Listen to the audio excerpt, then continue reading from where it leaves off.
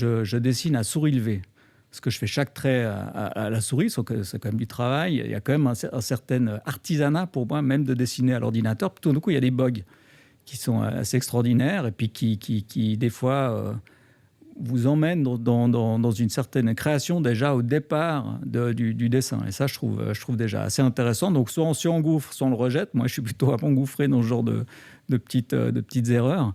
Et j'ai l'impression que la main, elle te permet de garder le côté viscéral et puis peut-être l'IA, elle t'emmène sur un truc visuel.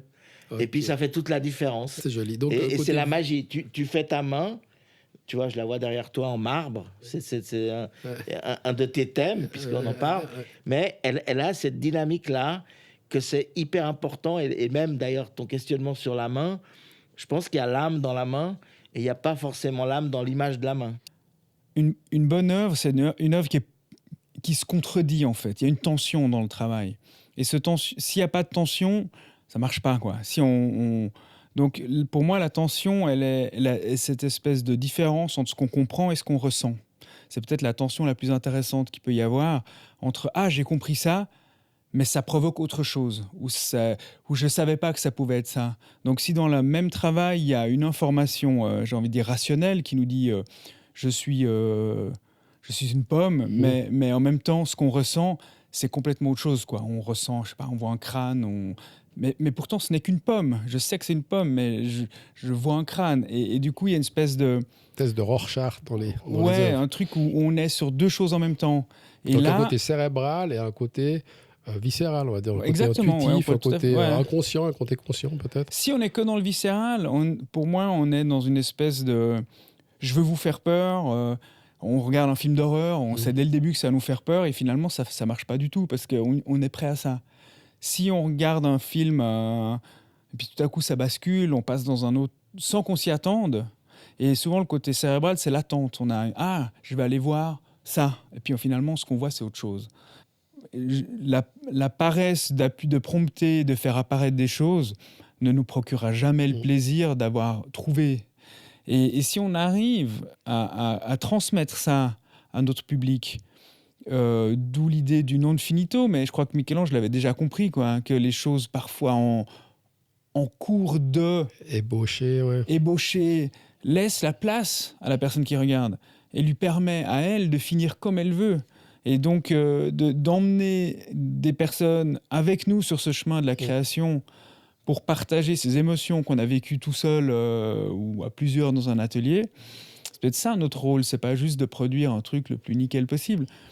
Alors du coup, la galère, tu la regrettes? Tu as l'air de la provoquer ou c'est un peu entre les deux? Bien sûr que je la regrette, la galère, parce que je peste, je souffle, je me fais des... Enfin, je m'arrache les cheveux, ça va. Mais en même temps, c'est des moteurs. Moi, c'est cette adrénaline que je recherche, d'être sur le terrain à des moments où je me dis, mais je comprends rien. Et des années plus tard, je vais retirer ces impulses, ces images, cette énergie pour en faire quelque chose. Parce que quand on est en danger, on doit faire vite. On doit trouver des solutions. Donc, il y a les accidents qui arrivent avec les situations ou avec ce qu'on est en train de faire. Enfin, moi, j'ai le nombre de choses où j'ai fait n'importe quoi. Mais c'est après cette expérience-là, qui est une sorte d'école de la loose, si je peux dire, l'école de l'accident, qui m'a permis de construire des choses. Alors, je prévois de surnager pendant, je l'espère, fort longtemps, par curiosité. Parce que la curiosité fait que, là, on ouvre un champ des fantasmes qui est infini.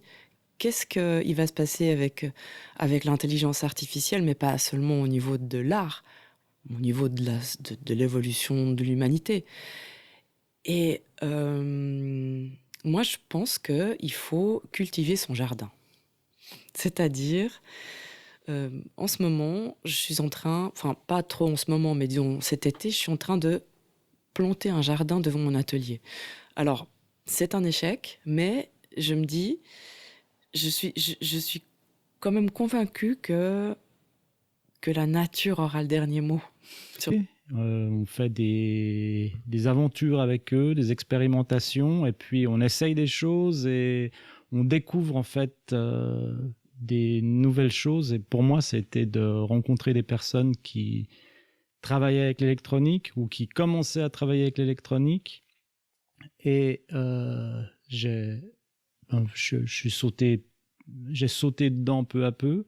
J'ai essayé, j'ai trouvé des choses qui me plaisaient, des difficultés, mais ce qui m'intéresse surtout, c'est d'apprendre et d'expérimenter. Et je suis admiratif face à la virtuosité, mais j'entends beaucoup de musique virtuose absolument pas intéressante. J'entends de la musique peu virtuose, pas intéressante, mais de la musique peu virtuose aussi intéressante. Donc, je crois pas que la virtuosité soit un gage forcément de qualité. Par contre, c'est vrai que c'est quand même magnifique de voir le savoir-faire, la maîtrise des instruments. Ce matériau parfait, lisse, il est peut-être pas très intéressant. Mais les gens le cherchent quand même, non? Oui, mais il est peut-être pas très intéressant, mais suivant à quel moment il est utilisé, il peut être très bien. Mais si je regarde un morceau de bois, je peux l'observer pendant des heures pour regarder une pierre, parce que elle a tous ces détails qui sont d'une richesse folle. Si